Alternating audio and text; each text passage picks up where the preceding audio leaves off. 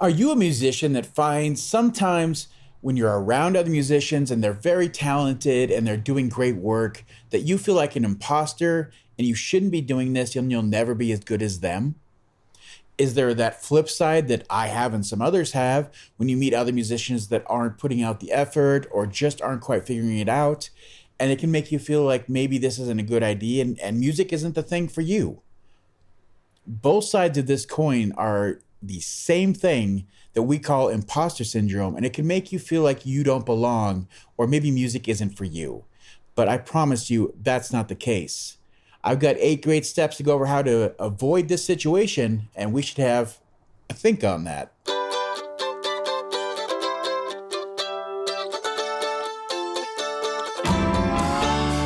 Hello and welcome to the 145 Rural Podcast, where we are here to strengthen music careers and communities one song at a time. And now here's your host, Jacob Wing. Yay! Hey everybody, welcome to today's episode. Today is a very close subject to me and to everybody else that you've ever worked with, and it's something that really is just encompassed in all parts of our society now. We're very good at recognizing it and addressing this, and that's imposter syndrome. And all that is just when you feel like whatever you're doing, you're not meant to be there. Whatever success you're having, you're telling yourself that it's not real or it's fake. I'm not as good as so-and-so. I'll never reach the heights of this person or that person. But the truth is, it's all a lie. Imposter syndrome is just something that innately you feel as a human. But if you don't address it, if you aren't aware of it, it can cripple what you do. It can slow down your career. It can completely derail everything you've ever wanted to do. So let's address it today. Like I said in the intro, we have 8 great steps to go over. Before we get started, if you find any of our content or anything we do useful, please give us a subscribe, share it with others, give us a like, comment down below that, how it helped you or how it didn't help you. And, share ideas that you think would help you, so we can make even better content, all those things down below. We really appreciate that. But let's get right into it. The first step I want to talk about in the 8 steps that I've given, 8 things that you can do to address imposter syndrome, is really one of the biggest ones that you are going to have to sit down and just do some internal reflection and do some, remembering of who you were. So I want you to take this first step, and it's going to be focus on the strengths and accomplishments that you've achieved. And the thing is that you have to take a look back, take a look at what you've done, and remember where you've been. So you got to remember where you started first and foremost. You got to remember those days when you could barely play your instrument or barely sing. You have to remember those days when you didn't have any recorded music, even if you don't today, but maybe you have some. Remember those days when you weren't able to perform if you've been out performing. Remember when those days before you did it, how scared you were, or how much you thought you couldn't overcome that, or you'll never be good enough. Remember all those hurdles that you've had to overcome, because I don't care where you are in your career. At some point, you've hit a wall that said, this is hard, I don't know what to do, and you found a way to overcome it. You watched a YouTube video, you got some advice, you looked for help, you worked your way through it. I promise you, at some point you've done this, and the more that you can catalog those in your head, the more that you're able to reference those, run back and forth and grab them in your head when you need them, when you're having this feeling of being overwhelmed that I don't belong or I'm not good enough, you're going to push right through it much faster because you've got those checkpoints in your head of, oh yeah, I remember when I couldn't do that, and look what I'm doing now, look where I am, look what I'm able to accomplish, look where my skill set has developed to. All those kind of things will help you instantly push through that overwhelming dread and just discomfort of imposter syndrome.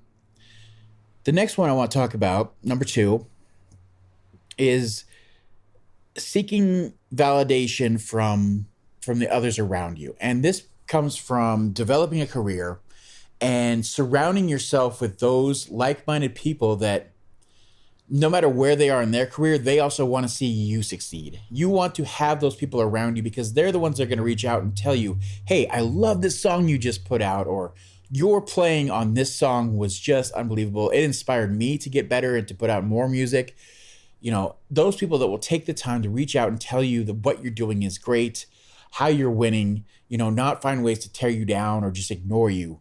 And the more you surround yourself and are able to get this positive validation going forward in your career, the more it's going to help you break through those moments and give you, of course, so that first one we talked about, it's going to give you a couple more of those check marks in your memories to go back and say, oh, so-and-so, like, they're great. And they said that I'm doing pretty good. They know their things. They tell me the truth. And a big part of this is having somebody in your life. If you don't have it yet, seek out somebody, a close friend, a relative, if you're lucky, a significant other that's going to be just straightforward to tell you, hey, this stinks, but you know what? You're really good and it could be better. I know what you're capable of. Somebody in your life that's a straight shooter is worth so much in this life. So if you can find one of those kind of validation, especially with somebody that you trust and will tell you things straightforward and they give you those moments, it helps so much. Number 3, this one is Cultivate Confidence.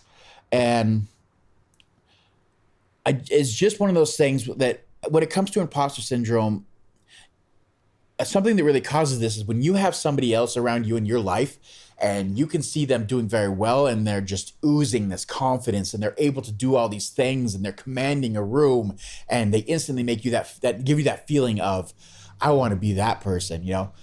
A lot of that comes down to confidence, but that's not something that most people are born with. There are a couple, but a lot of this comes down to something that you have to develop. Obviously, it can naturally happen as your skills get better and you're playing bigger shows, putting out better music, and people are coming to you and telling you this confidence will grow. But it's also something that you can personally be aware of and get better at day by day by just being, I know I can do this, especially if you're putting in the hours of practice and getting the rehearsals done. This kind of thing is just something that you're cultivating as you're doing that because you already know you can do it. You just need to go up there and put on a show. You've already got that confidence and that starts to really come out. And I don't know if you want to say your aura or whatever it is, but it's whatever you're doing, it really starts to permeate through who you are and what you're doing. Hi there, and welcome to the ad break. We're just going to take a moment to let everybody know about our community of growing members, and if you'd like to be a part of that, just look at the info below and there will be a click there for an email sign up to join in and get your voice heard. As well, if you're enjoying this content, please join our Patreon at patreon.com/145rural. There you can join any of our groups, and you can add to the discussion of what topics we will choose that will help you and hopefully future members of our groups, as well as join monthly Q&As and other such benefits. Again, that's patreon.com/145rural, and we look forward to seeing you there. Now, back to that regularly scheduled episode, and enjoy that content. Thanks again. So that was number 3. Let's go on to number 4. And this one's a huge one too. And it's practice compassion and self-compassion. And a huge part of this, like I said at the beginning, is that we all go through this at some point. I don't care what you're doing. It doesn't have to be music. It doesn't have to be any area of expertise. We all go through this. We all have that moment of feeling like we're not good enough. We don't belong. And it's just debilitating. And if you can recognize that in others, reach out and give them, like we said, those check marks, that's memory of why they're good enough, validate what they're doing. But at the same time, if you're able to do this and give that to somebody else, understand that you can do that for yourself. So remember what you said to them. Remember that kindness that you gave to them and be able to do that for yourself. Yes, it's okay to be self-deprecating sometimes. And I among others, really like when people can be humble and be honest about being humble. That's a great trait to have. But self-deprecation can go too far if you're saying the words and at some point your mind's going to start believing them and your body's going to start reacting with what your mind's telling it. So if you can show that kindness to yourself as well as others, be kind and tell yourself, hey, remember all the great things you did. You could do this. You belong here. Just self-affirmation, all those kind of things. I know it seems silly on some level, but if you can practice that, it really can help. Moving on to number 5. This one is a huge one. And a lot of, if you run into people that are this is the thing that's absolutely destroying their career, holding them back, being an imposter is just defines who they are. This is a good reason why for a lot of people. And that is setting realistic goals. And I want to preface this with saying you should have huge, unrealistic long-term goals. One or two of them is very, very good to have. You should have that I want to be a rock star goal. You should have that I want to have this many streams or be this big or play this big of a show. There should be one or two of those that gives you a vision and a place to shoot for. Shoot for the moon. It's the whole idea behind the concept. But everything in between there should be realistic goals. Everything should be broken down in what you're trying to accomplish so that you can have those wins going forward. I just need to write a great song, or I just need to put together a melody, or, this week I want to learn how to play this scale and improvise over this scale and bring that into a live performance. Setting goals like that are fantastic. And then, adding additional ones and moving on from them. As soon as you hit one or two or three of those, adding them into your live performance. I want to be a better performer. I want to put on a better show. I want to make more eye contact with the people around me as I'm playing shows. Especially as guitar players or bass players or, any instrument in front of you, it's really easy just to look down at what you're doing and never engage with the audience, which is, it's part of growth. But the bigger shows, the better shows you get out there, they're not looking at their instrument because it's just second nature. They're engaging with the audience. They're finding ways to, add something to the atmosphere of what's going on around them. So just make sure that as you're moving forward, the more small and realistic goals you've set for yourself, it'll break through this imposter syndrome because you're feeling the wins. You know what you're doing. As I said, and the very first one, and why it was first, this is adding to those check marks of things that you get to look back and say, well, I did so-and-so. I had this goal set. I hit it. I set this goal and I was able to do it. And it's more check marks for you to reference. All right, moving on to another one. And this they're right next to each other because they're both very, very similar, but a little different. And this one is focus on the process, not the outcome. And again, like I said, it's great that you should all have a long-term goal. You should have something in the future that you really want to be, but is a little unrealistic at this point. But a lot of people are extremely focused on getting to that point. If you're not focusing on the process of getting there, like I said, doing these steps, going through those little goals you've set, and also enjoying the moments in that process, then you get lost. And because you're never attaining that goal, because you're not the rock star yet, because you're not selling out stadiums, you're never going to be good enough. Why do it at all? And if you can find a way to enjoy the process and understand what you're doing, focus on what you're doing every day that's going to get you there, and be in that moment and be in that win when you get it. Like, yeah, I played a great show. Yeah, there's 10 people here, but man, I felt great. I got a little better. I feel more confident. Finding a way to do that, or even if it's just at home and recording in your own bedroom. And I was able to take a song. Usually I just do 1 or 2, 3 parts. I was able to write a harmony for this part and it added to the song. Or I was able to bring the most out of what I'm writing. All those little things are part of this process. And if you can focus on what you're doing as opposed to just, I'm not getting the end result I want. I'm not famous yet. I'm not playing big shows. People don't know my name. You're just going to get lost in that sea of nothing and drown. So that's a huge one. Moving on to number 7 out of 8, and that is challenge negative thoughts. And we did talk about giving yourself compassion and self-compassion. This kind of builds upon that, but more so that as you're doing this and like you're being mindful of what you're doing and you have your checklist, you have your memories, when these things start to slip in and you find yourself being in that situation, getting that feeling, if it's not jealousy, if it's the imposter syndrome, challenge yourself instantly, knowing yourself. The more that you've been self-reflective, you'll be able to find these moments and instantly challenge yourself of, you hear it like, why are you not good enough? Start questioning, get a little aggressive with yourself at this point where you're just, hey, why aren't you good enough? Tell me, explain to me. I know you can do this. Why are you feeling this? And then the more you get into that, you're digging into, we're getting into the psychological end of things, but you start digging into why you might be jealous of somebody, why you think you should be better than them, why you feel like you're not good enough or don't belong.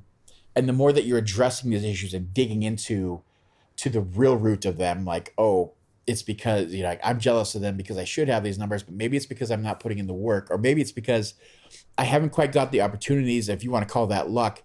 But have you put yourself in enough situations to even have a chance at that. You could be mad about somebody having a top show and they're opening for somebody big, and you're like, oh, that should be me. I'm better than them. But how many little shows are they playing compared to you? Are they out there every night playing the bars, playing the pubs and the breweries, and you're just at home and hoping it happens to you? You start to become a little more realistic and self-reflective as you're challenging yourself. So challenge those negative thoughts as they start to come up, and especially, like I said, reference those check marks we talked about, those wins in your head that we've already gone through. Last but not least, and this one is number 8, and this is just for those of you that I've gone through and I have said all these things and none of them really resonate with you, and you can't really figure out why you're always in the imposter syndrome mindset of I'm not good enough, I can't get there. Sometimes it's okay to seek out help. And that comes in many forms. You could have good friends that you can open up with and talk with them and bounce ideas off them. If you have a significant other and you're lucky enough for that, they're great to open up with your deepest, darkest secrets and let them know exactly how you're feeling and see what they think.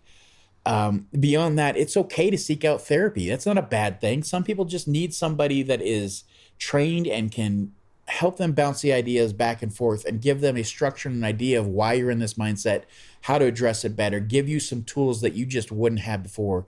There's so many options out there. Obviously, online, BetterHelp has become a huge thing. Obviously, this isn't sponsored anyway. But if you find yourself in that situation, you don't know how to go forward, and you don't know, none of these really apply to you and they're not working, it's okay to seek out help. And that's okay. No drawbacks. We're musicians. We're a weird bunch. We have issues to begin with. We chose a non-traditional, a very hard way, a very hard road to toe when it comes to a occupation to pursue. So it's okay. We're all in that boat. We all have a couple of screws loose, and seek out somebody to talk to about that. So that's all I got for you this week. 8 easy steps for imposter syndrome. Like I said, just remember, we're all in the same boat. We all feel the exact same thing. You have wins under your belt. You have great things that you've done. Never forget that. Keep pushing forward. If there's ever a moment you need to just talk, throw it in the comments. I have a couple people that like to call me and talk to me about things that they're working through when they hit that wall. I am always a great resource. Just love to talk about that because we've all been there. I've been there many times. So just reach out. Again, thanks so much. Take some time to subscribe and like if you haven't yet. And of course, we'll see you on the next one. Bye.